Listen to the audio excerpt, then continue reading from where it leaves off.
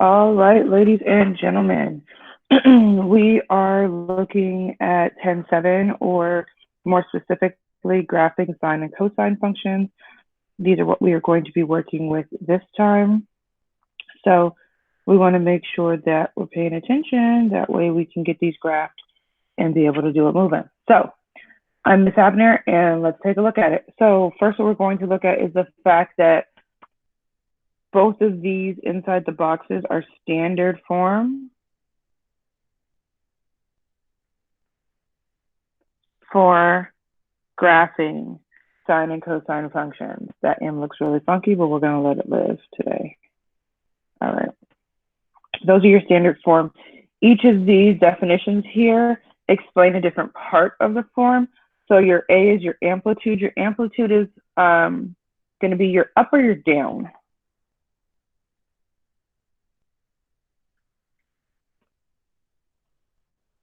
And that's going to be the height of your curve on your graph. And we'll get more into that when we go into it.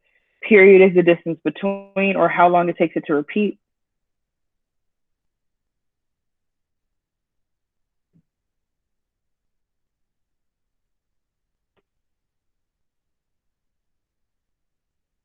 Okay. And then your horizontal phase shift. We are going to get into it somewhat, but not much. But your horizontal phase shift is going to be your where'd it go? Oh, Miss Avenue's brain is gone. Going to be your shift to the left or to the right. So is your graph going to start right at 0, or are we going to move it over?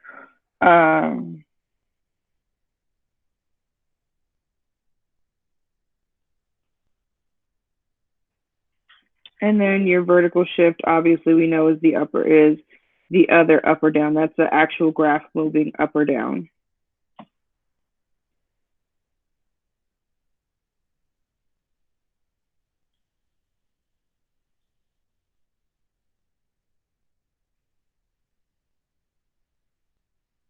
Okay, so now let's look at how we graph our sine function.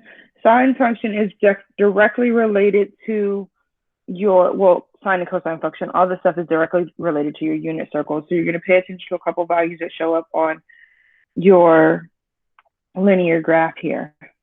We know there's 0. We know there's 2 pi. We know there's pi. We know there's 3 pi halves, and we know there's 2 pi. Or pi halves was the first one, my bad, I said 2 pi. Okay, those are the important values. Those make up your unit circle. So when we're looking at how your unit circle works, and we always said that it only has a range of -1 and 1. So we're going to mark off I'm going to put it right here in the middle. So there's my 1, and then I'm going to skip 3 lines down here too. 1, 2, 3, and my -1. So now I'm going to go back in and I'm going to write in what I'm doing. So this is 1, this is -1. I'm going to put a dot here, here. Actually, I don't want it at half. Okay, undo the last one. So I'm going to start with a dot there. So this is what we're doing. So we're looking at our sine when we are at each of these values on our unit circle. So at 0, at 0, sine is at y0. Okay, so then at 2 pi, or sorry, pi half, sine is 1. At pi, sine is 0. At 3 pi half, sine is -1. And at 2 pi, sine is 0. Sine meaning your y value. So then our graph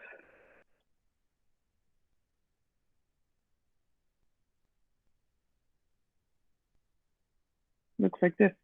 There's the graph of our sine function. If we were to have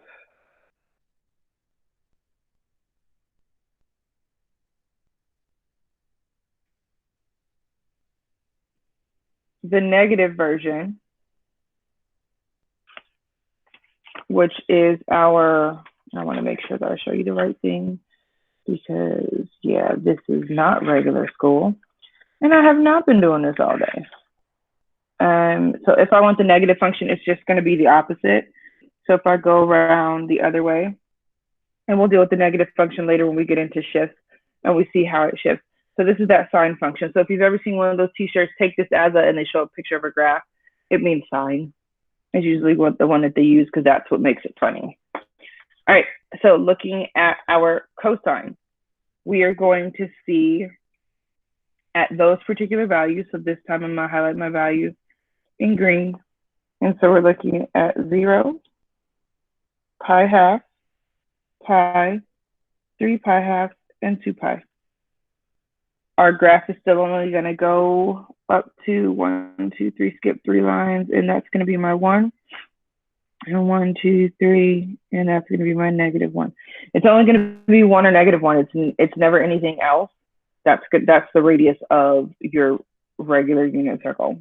So looking at these, at 0, well, at 0, cosine is 1. So let's put our graph in. So at 0, cosine is 1. Well, at pi half, cosine is 0. At pi, cosine is -1.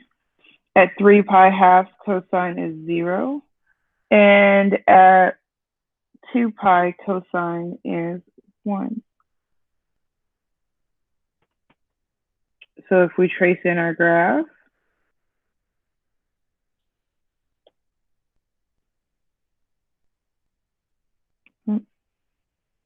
hit the points first off.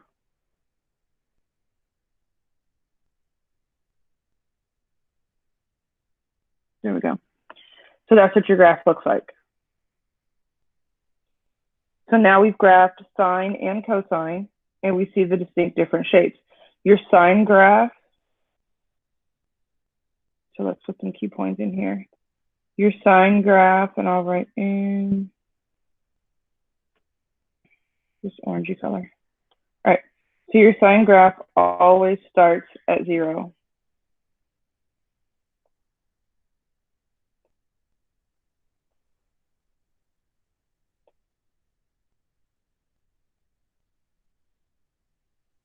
And your cosine graph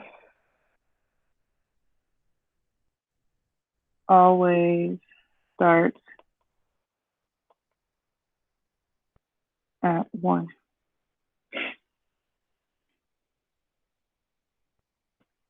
Okay, so those are the things you want to make sure that you pay attention to. We are also going to focus on the fact that, let's use a color that's going to make that look right. You must show 5 points. And it does not matter if these are done in degrees or radians. So if we were talking degrees, so let's go in and write our degrees for these. So this is 0 degrees. This is 90 degrees. This is 180 degrees. This one's 270. And this one is 360. Again, on this side, 0 degrees, 90 degrees, 270. Oh, my bad, skipped one. 180 degrees, 270 degrees, and 360 is where those line up. Okay, so let's look at the next portion. So if we are looking at amplitude and vertical shift, we are going to do the beginning part of this here, and then we'll go into these on the next video. Okay, so looking at amplitude and vertical shift, amplitude is a value multiplied on the trig function. So this is your A value, and we're looking at the absolute value of A. So I'm right here. I'm focusing on the absolute value of A. The absolute value of A either needs to be greater than 1, which means our graph is increasing, so it's got a vertical stretch, or it is decreasing and it has a compression. Remember, these are in relationship to the x-axis. Are they getting closer to it or farther away? So note, if A is negative, it flips. So when we have negative,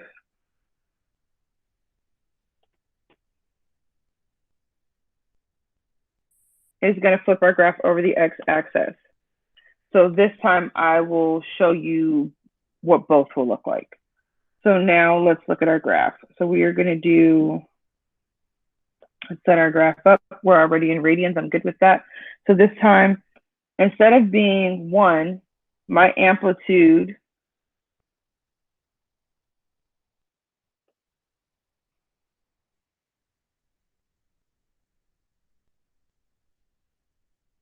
is 2. So since my amplitude is 2, I need to go 2. So I'm going to skip 2 lines this time. 2, 1, and 2. 1, 2. 1, 2. So -1, -2. I'm paying attention to the same values that I was paying attention to before. So I am looking at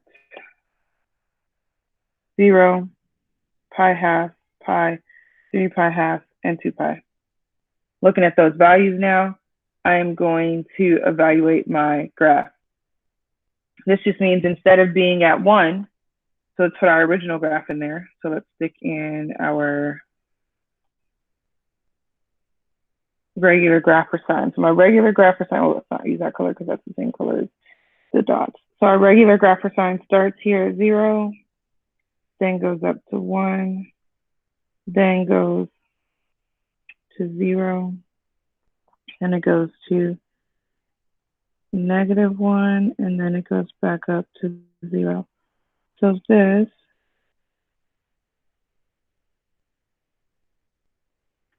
is my y is equal to sine x. Now, I want the other one, so now I'm going to graph in my other one, and I'll graph it in purple. So this one says 2, so that it's going to be 0 where they share, then it's going to be 2, then it's going to be 0 where they share again, then it's going to be 2, then it's going to be 0 where they share again. So then this time, my line is going to be up here. See how the difference from the space to the x-axis, and I'll highlight my x-axis so you know what I'm talking about it. So the difference between coming across my x-axis here, the distance between here and here is shorter than the distance between here and here. Okay, so that means this is a stretch. So this is the vertical stretch. So this is where you see your stretch.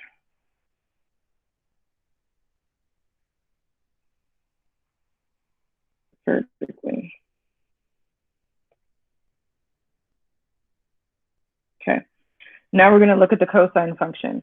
So the first function I'm going to graph, we know we're paying attention to the same values, 0, 0, pi half, pi, 3 pi half, and 2 pi.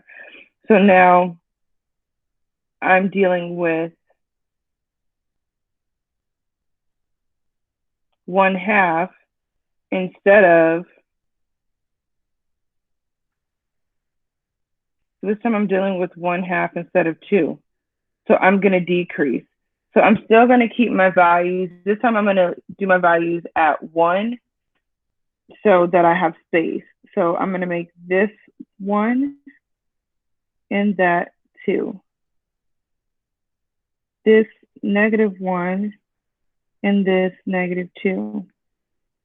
So 1/2. So first I'm going to put in, skip the 1/2. First I'm going to put in my original one. So my cosine starts at 1, goes back through here, 0 at 1/2, then it's at -1, then it's at 0, then it's back up here, at 1. This is my cosine function, okay, at 1/2. Well, now I'm going to do my cosine function. Well, that's my cosine function at 1. So this is y is equal to cos x. So now I'm going to do my 1/2. So that means I'm going to start here at a half, halfway between 1 and 0. Then I'm going to share here at 0. Then I'm going to go back here to 1/2. Then I'm going to share here at 0. Then I'm going to go back here at 1/2. So that means my line this time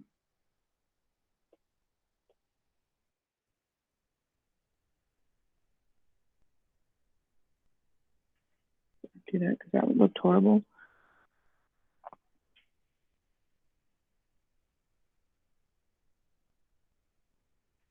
Looks like that.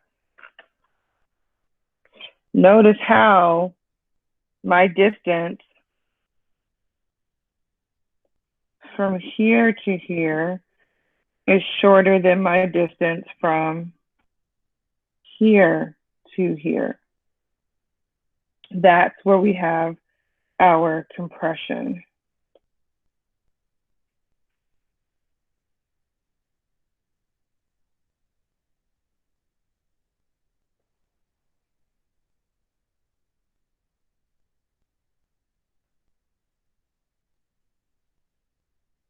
All right, and now that we've seen both of those, we've seen the original functions, we've seen the requested or the given functions, and we've seen our original functions. And the only thing we have left to see is our reflected functions, but we'll see those in the next video. So I'll see you there.